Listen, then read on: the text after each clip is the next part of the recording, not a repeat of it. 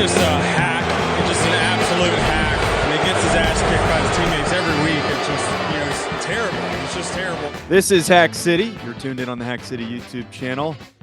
Sean Anderson, Joe DeLeone, your two city councilmen for Hack City. Thank you for coming to our city. I don't know, I've said city like 4 times. Sean, I'm doing terrible today. How are you? Why are you doing terrible? I'm doing all right.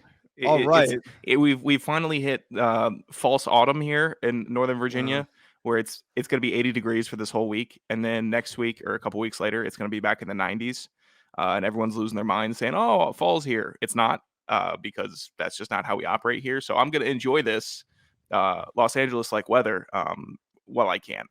But why are you doing so poorly? Well, first of all, it's like a gloomy 65 here, which this isn't. We don't get Los Angeles weather where I live.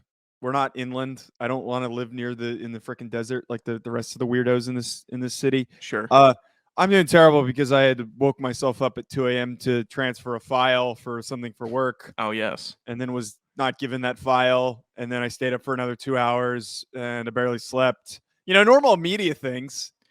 Being up in the middle of the night and not sleeping properly. Just, you know, normal, silly media things. That explains it, because I normally I'll start getting texts from Joe my time around 10 a.m. my time.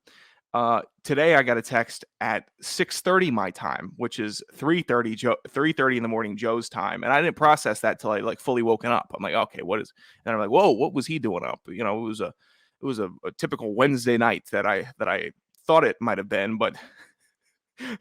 You versus sleep seems to be a battle that always entertains me, whether it's you're on too much caffeine and melatonin, and then you're stripping away from all of that and you're going all natural and you're back on the caffeine, and then I have to assume you're back on the melatonin as well, right? Oh yeah, I've consumed like 450 milligrams of caffeine today, so I'm freaking wired to the fullest extent. How long did you last naturally with the sleep? Without the melatonin? Yeah.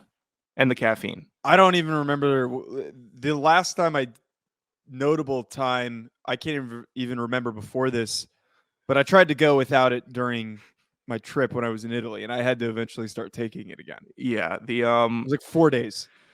That's one of my favorite get to the point episodes that we ever did, was when you said you're swearing off caffeine and you feel very natural and healthy and relaxed, and then the table fight started all again. But your media point, Joe, is interesting because it's one of the few professions where once people know your habits, they know when you're available, and they know when you're awake, and they know when they can contact you and how long you're working. So normally with a lot of jobs, after 5 o'clock rolls around, or you're not getting hit up. So let me provide context here. So I needed to produce something and send it to. I don't want to divulge the specific details because I don't know what the contracts that we've signed allow for. But sure, we were trying to produce one of our shows to air in a different location, and there was a deadline to send it in. I thought this deadline was really early this morning, East Coast time, like 7 a.m. East Coast time. Yeah. Turns out it's the following day, which, you know, we ended up being good. But last night I was under the pretense that that's what it was. I had to give this to a video editor to handle, a freelance video editor. And Slappy McGee. Yeah, they're reliable. You're right. Slappy McGee should have gotten the thing done with plenty of time, and instead decides to be working on it at 2 a.m. So I knew going into this, he communicated with me that night. He was like, "Oh, I'm going to be away. I'm going to be a little bit busy, but I'll get this done tonight." I'm like, "Okay, I need this done tonight." So I went to bed at 9, woke myself up at 2:30 with the intention of uploading it and sending the file in the middle of the night, and then going back to bed, and then waking up, going to the gym. Instead, I wake up to no file, nothing, panicking, in full panic at 2:30 in the morning, texting the guy. I'm like, "Where's the file?" He's like, "I'm uploading it now." Doesn't get sent. Can't fall back asleep, just all over the place. I was able to confirm that there is more time to send this file in, sure, which we're good. But regardless, if this was the original deadline that I thought, we would have been screwed. So it's just the unreliable nature of working with freelance people in this industry, which is incredibly frustrating. And you could tell from my text I was flustered. Yeah, you definitely were. And then there's a drop off between there's a lot of trust needed in this industry where you're like, okay, You're a guy that has proven what you can do. So I trust you, and that's why you get paid the amount of money you get paid, or that's why you do what it's very hard to find somebody that you know does good work consistently and isn't a flake. And I've had some flaky moments. I know Joe's had some flaky moments. You've had a lot of flaky moments. Hey, for the most part, I mean, what are you talking about? I haven't missed a radio spot. I haven't missed anything that I've been supposed to be on. Thanks again to Nathan McCreary for having me on this week, which was very fun, getting some rave reviews from that. But look. People can be flaky. You need to hold on to a good video editor when you find them, is what I'm going to say. Or just learn to do it yourself, which is basically what I'm going to do, because I can't do that again. That was horrendous. That was, I refuse to do it again. But Sean, you had a problem with my shirt? What the hell? Look, I get it. I rotate like the same 4 shirts because I work from home. I don't go anywhere, so I'll rewear shirts like 2 days in a row, and then I'll swap in a new shirt. If it's not dirty, I'd prefer not to have to wash it. We've had this discussion before. What else do you have on? Well, I got a communique about a month ago, maybe 2 months ago now, from somebody, a very trusted person. I'm not going to out this person. This is my he reached out to me. They reached out to me, pardon me, and they said that, to paraphrase, boy, Joe needs to get that FAMU shirt a rest. It's all he ever wears. To paraphrase. Is this somebody I work with? I will not divulge who my source is. I can't do that personally. All right, because this is a trusted line of communication. It's Ryan. This is a trusted line of communication. It's Ryan. And I'm not gonna out my source. You can guess. It's fine. Just say it's Ryan. You can guess. I'm not going to out my source. Oh, I'm going to keep wearing the shirt. It's a nice shirt. I like the shirt. I don't mind the shirt. It's just I saw you in the shirt, and it triggered something in my head that said, "Oh man, he's wearing it again." And I'm not. I trust me. I'm not hating. I've recorded in this shirt plenty. I've recorded in whatever it is, plenty. But yeah, I don't want to hear it. You have recorded in workout gear, sweaty workout gear. So I don't currently in it. Yeah, that's disgusting. I don't want to hear it. Bar was bouncy today, dude. So I'm not hearing that heat really right now. But pardon me. I just found the message. It's from I Ryan.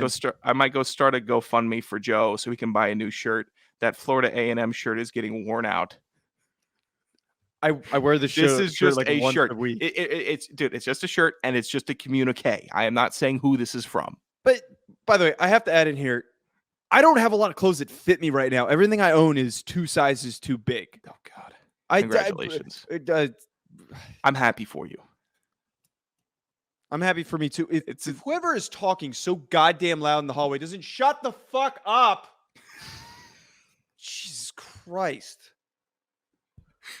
Someone's like outside my door having like a loud ass conversation. I don't know your new building layout. I know it's story from the new building, but I don't know the full layout yet. Is it like your old one where it's people all over the place?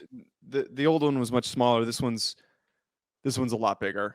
But I don't really have any noise issues unless you're standing right in front of my door and some mouth breather is standing in front of my door having a conversation. It didn't pick up on my end, if that means anything. I know it's different, but just so you know, it didn't come through on my end. Okay. I'll send you a new shirt. I do have the shirt to send you, by the way. You send me your address. I'll send you the Dos Equis shirt or the Modelo shirt. Send me the Modelo shirt. Okay. Is that your gift? Is that the gift that I get? No, that's not your gift. You're not getting a gift. Right, your gift is moving out here. Yeah, I'll send just text me your address. I'll send over the Modelo shirt so you can have a different one to wear. Okay. Because apparently that thing's getting worn out. I'm gonna cut this part, but I didn't think this through. You're the one who wrote down the topic, so I have no idea where you want to go with this. So you go ahead. I'm gonna cut this part out. Why do you have to cut it out? Because I'm taking the part where I'm telling you to move to the next topic. So I like this. You know, I actually like this style. This makes me. We are Hack City. We say screw transitions. That's what we say. All right. We did our first break. Yeah, that makes for great and radio. we're Just not like gonna- last we're not- episode where you explained why you picked a topic. That was really great radio. All right, Joe. Where do you? I know you watch a good amount of movies when you can, at least with, or you just watch a lot of content. You watch TV, you watch movies, you watch sports.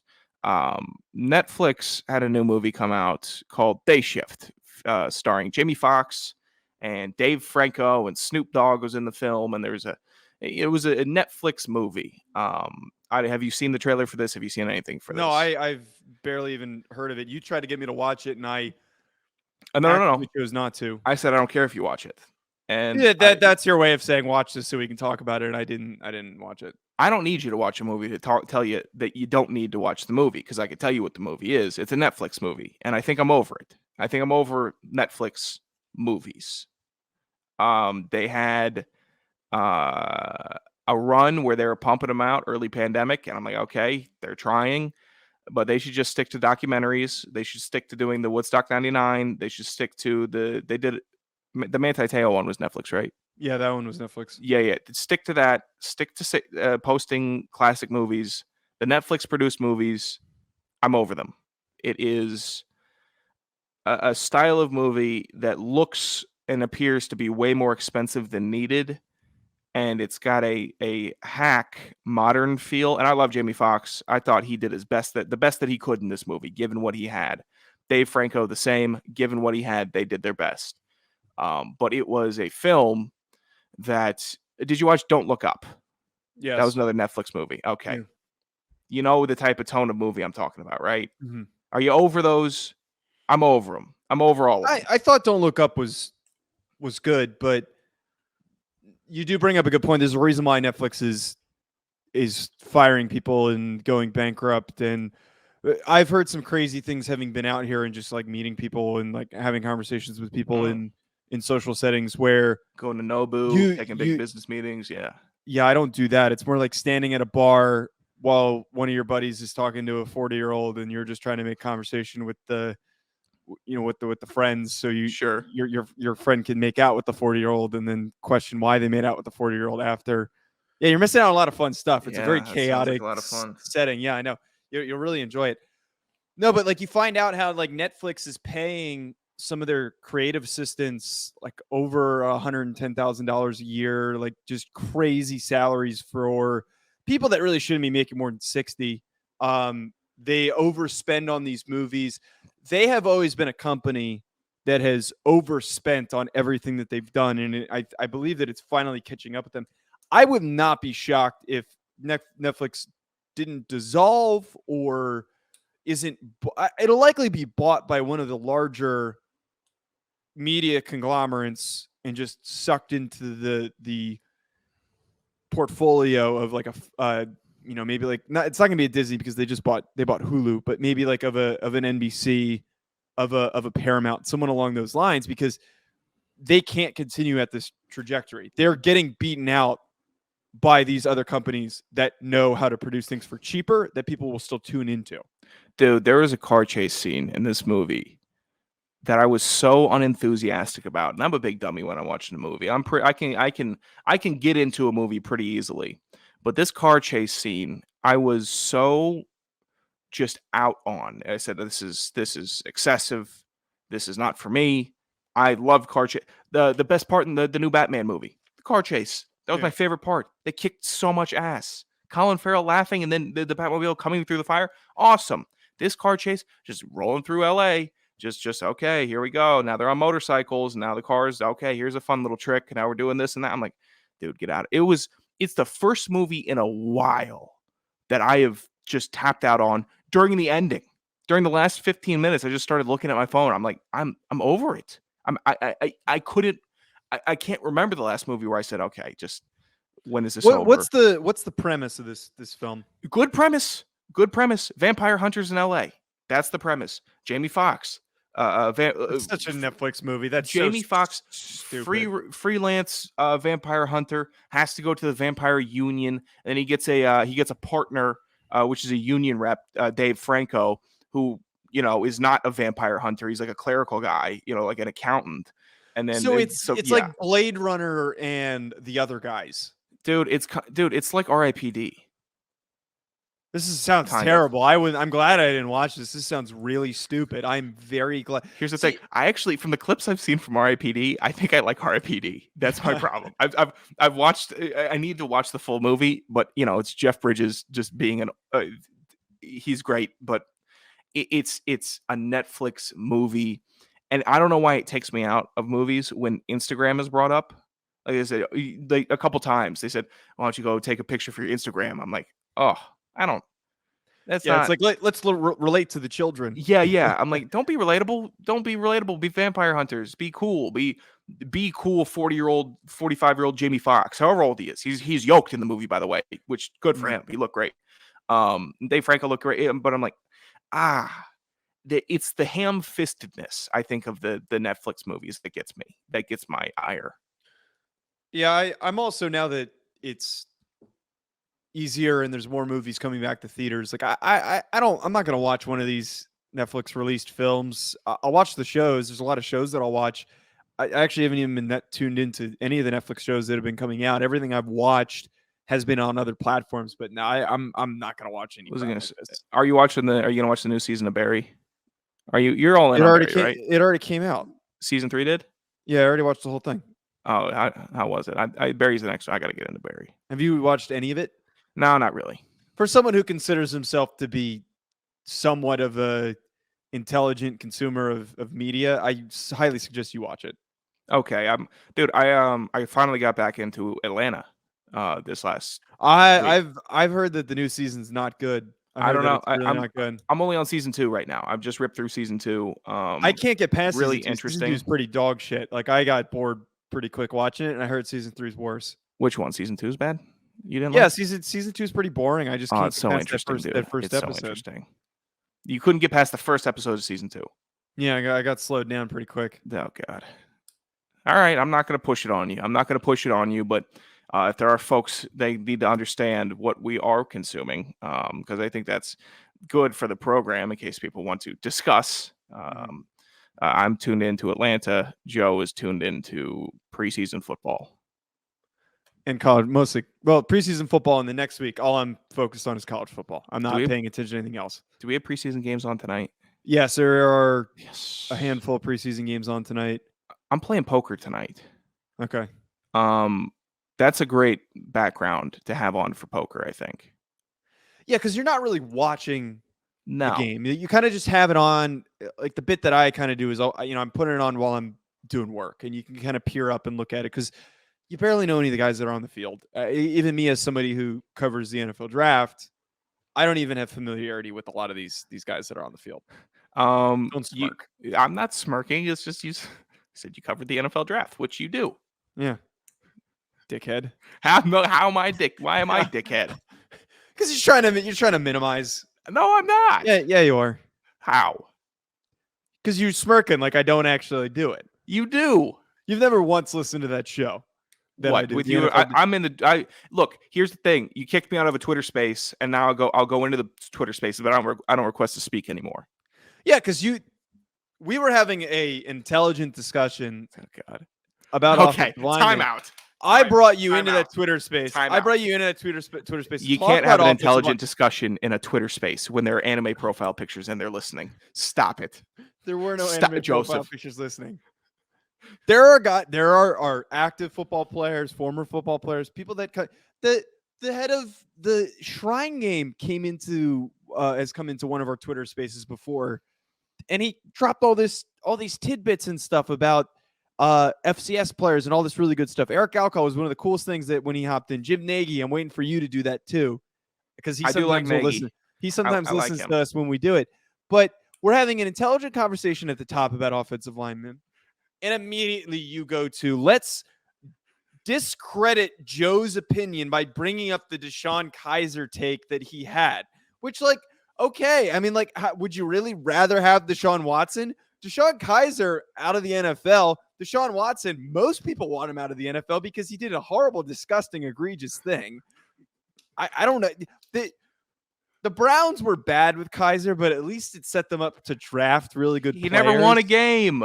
He did, yeah, you're right. They didn't win a game, and he was very mediocre. He was put in a position. Mediocre is a stretch, he pal. was put in a position. Mediocre is you are stretching this thing out. My man was set up to die. That man was set up to die. Talking like what happened with Brian Flores. They were basically just throwing him out there to fail. That he was the sacrificial lamb. Him and Hugh Jackson were the sacrificial lambs for that team.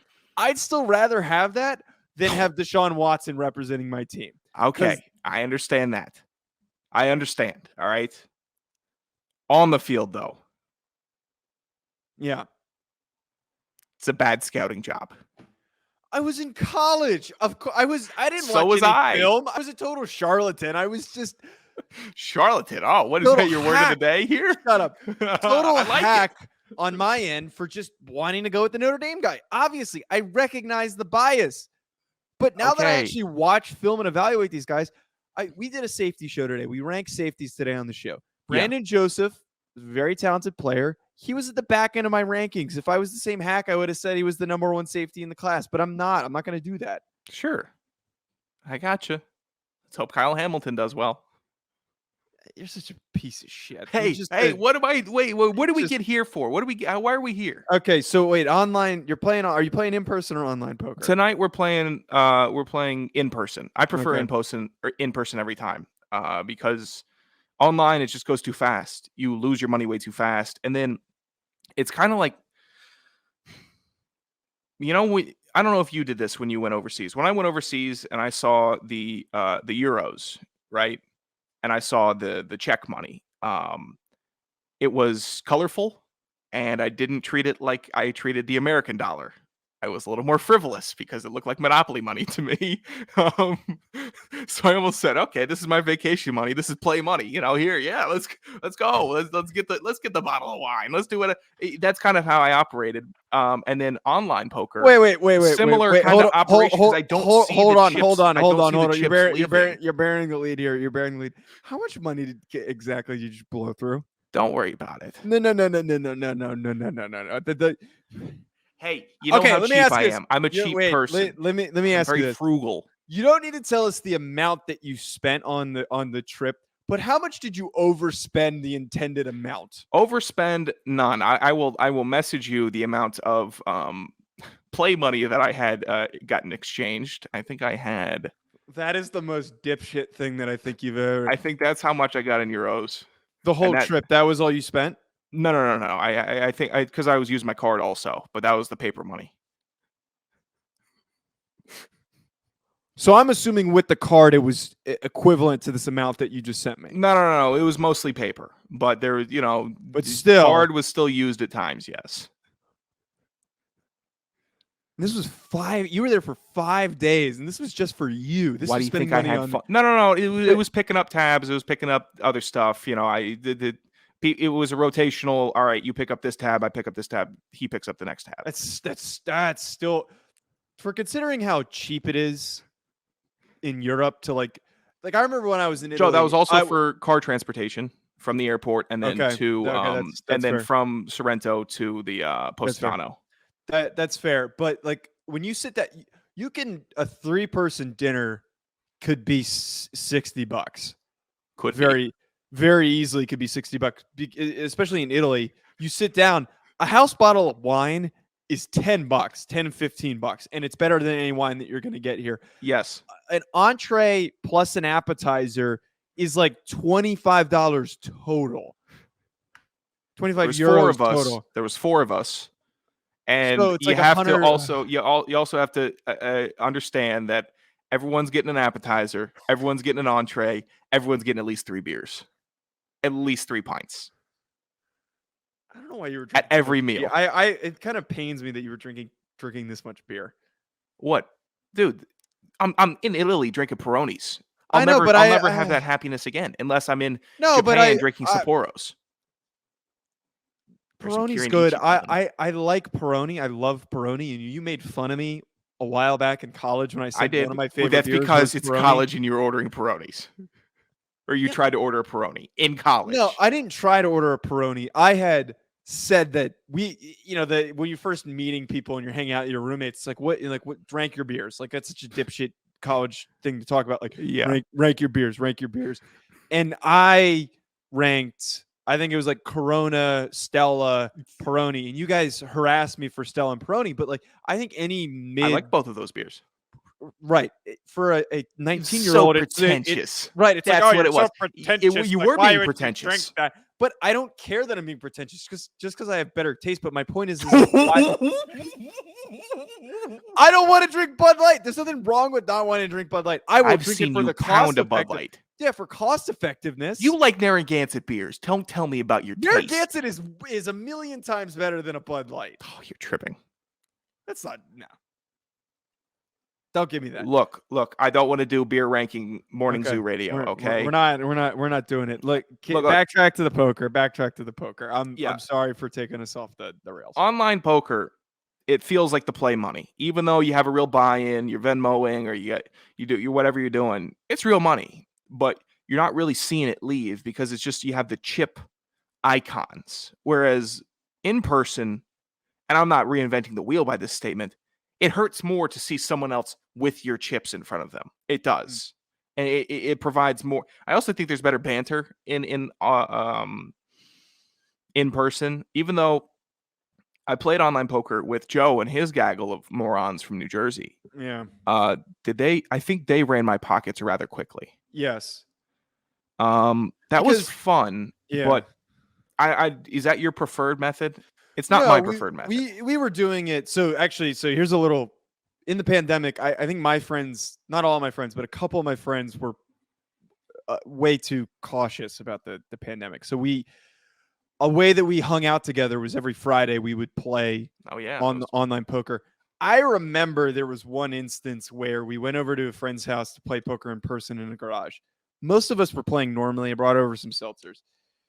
And there's these two goofballs that were like kind of on the outside of our friend group that like guys were just like kind of friends with in high school that we invited to come play. And these dorks. Now, one of them's an engineer and one of them works at Bain Capital. You can imagine how well that they finished in this game. Sure. Because they're mathematically very intelligent. But these dorks were playing with masks on and latex gloves. This is like 6 months into the pandemic, just totally unnecessary, totally just ridiculous. And after that, we only played online. I just remember sitting at the table and I'm like, this is so uncomfortable. This is not how poker. Yeah. Right. This is not how poker is meant to be played. I want to be sitting in somebody's basement with someone smoking a cigar or a couple people are smoking cigars. It smells like shit. There's a feral animal that's just someone's dog or cat is just roaming around on the table, under the table. Yeah. And there's beer cans everywhere. That's the way that it's meant to be played. That is. Otherwise, you're playing online. Poker is not the game to be playing in a safe setting.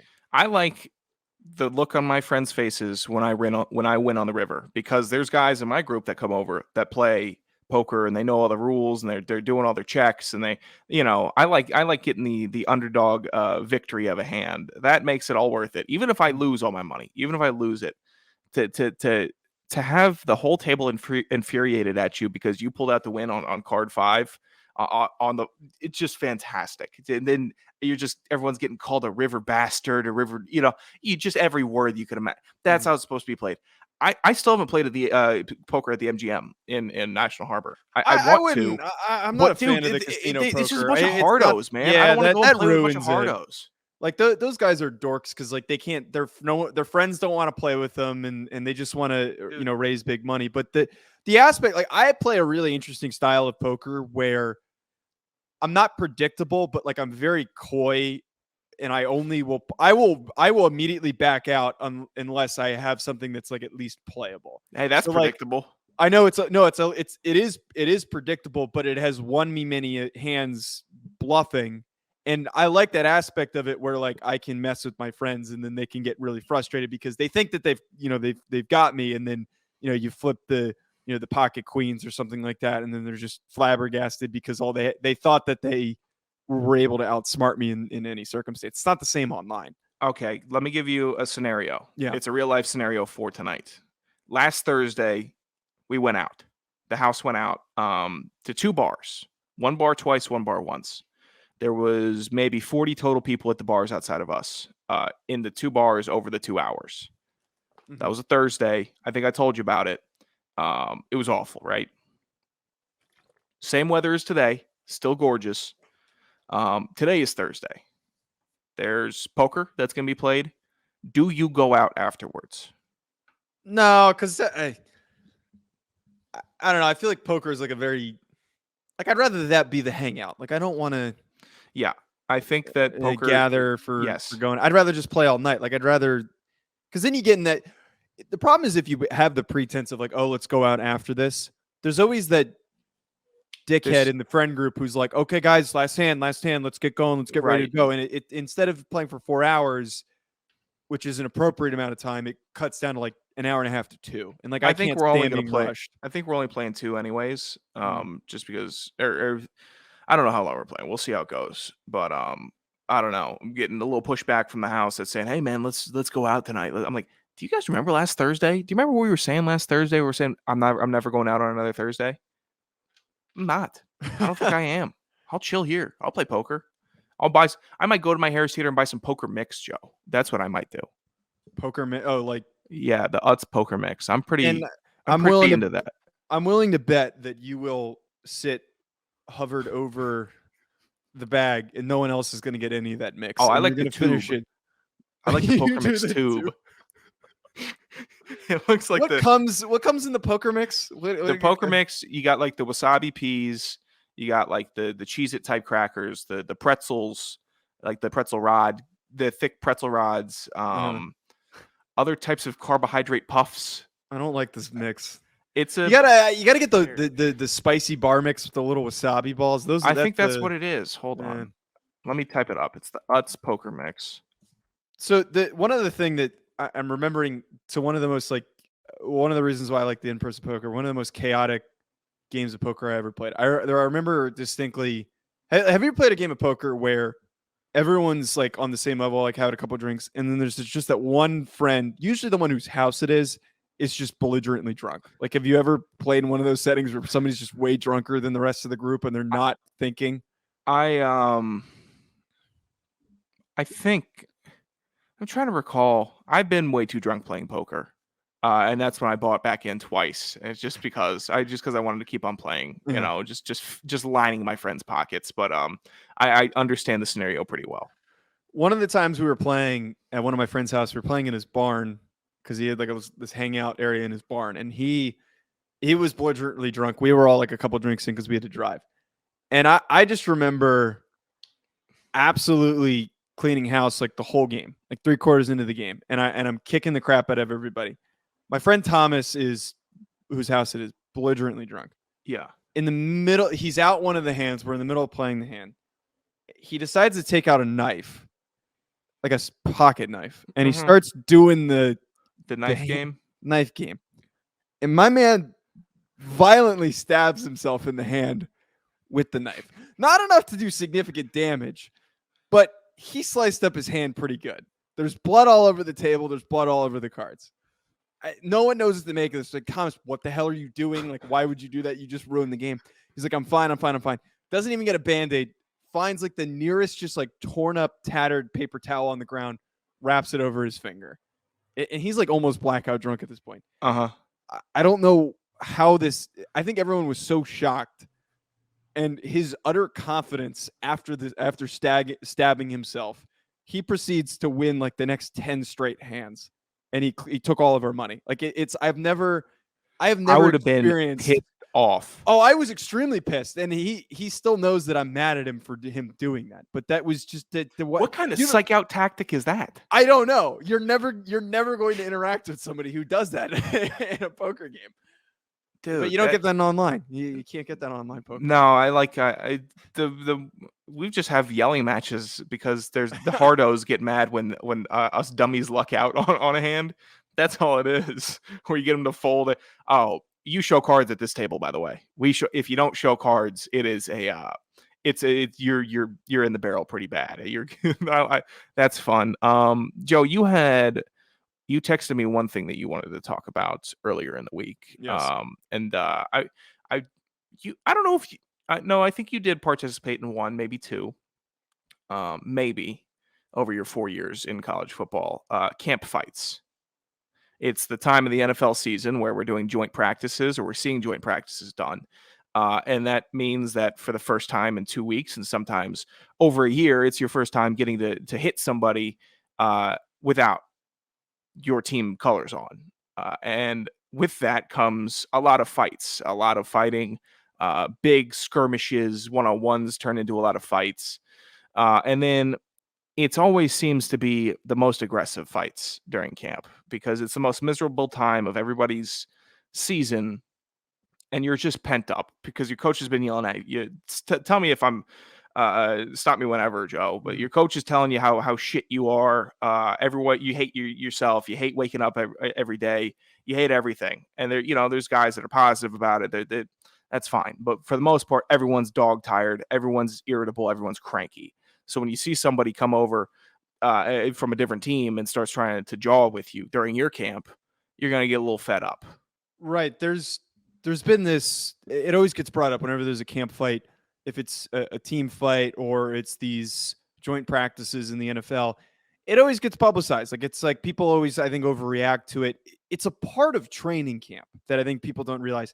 And honestly, I think that it's one of the biggest chemistry builders for a roster, I would argue. I've never I've never necessarily participated in them, but I've been on the outside of them where a defensive lineman swings and slugs an offensive lineman in the head. The reason why I think it's a team building thing and can build chemistry is that it rallies both sides of the ball. It rallies the offense together, it rallies the defense together. It puts a little bit more juice in the practices. I think it shows, as long as it's not like a cheap shot, I think it shows that you're competitive, you're aggressive during practice. I'd be more worried if guys weren't that passionate and aggressive during practice. Like if they don't care and they're going through the motions. The pros don't necessarily need it, but they can be dragging ass sometimes. Here's the thing. Weren't the Giants fighting all the time last year in camp? No, I'm not trashing the Giants, but it was the stupid things that the judge was putting them through. I don't believe they were fighting. I thought there were some fights. I know they were going to fight this year. I think camp fights are almost necessary because if your team is getting embarrassed and you're sitting here like, oh, the season's coming up, you at some point it's going to click and say, I'm tired. I'm sick and tired of this. I'm going to punch you in the mouth, and then we're going to do this drill again, or we're going to move on with practice because I have some pride. And then teams that have pride normally a little bit better than teams that don't. The teams that are just out there trying to look sweet. So it's weird. So, you hear the reporter, big scuffle broke out in Arlington, Texas today. Yeah, it's football. It's a camp. It's gonna happen. There was a Cowboys fight a bit. It was the Des Bryant fight in camp. That was a huge one for the Cowboys. That was a big time camp fight. I think Cam Newton had a big camp fight that was reported on for a while. I always think the Martellus Bennett one. That one was pretty. That one was nuts. Yeah. Were they on Hard Knocks that year? Why was he getting interviewed for that? I think just there was like a camera crew that caught it. That was an insane camp fight. I don't think it's weird because most of the public would agree with the public in saying this is stupid, this is dangerous, this is scary, this is not good. But football players kind of understand, especially after you're done playing football, that it is kind of necessary. I mean, Belichick, it's fun too. It is. It's not fun when you're getting popped in the mouth. It's not fun when you're looking at your big black eye in your dorm room at later that night. But some of us wouldn't know about that. No, I wouldn't know about that. Camp fights are fun and very interesting. Participate in one if you can. That'd be fun to see the fans get in a camp fight. Sorry, for teams. I don't know what the hell's going on outside my door, but we got an argument. It's just someone's cleaning something very loud. That's a good note to wrap us up on. Yeah. Definitely. Joe's getting the hook from the audience there in the building. Yes. At Joe DeLeone, at Sanderson Radio, Hack City on YouTube. Hit subscribe. We'll be back with more.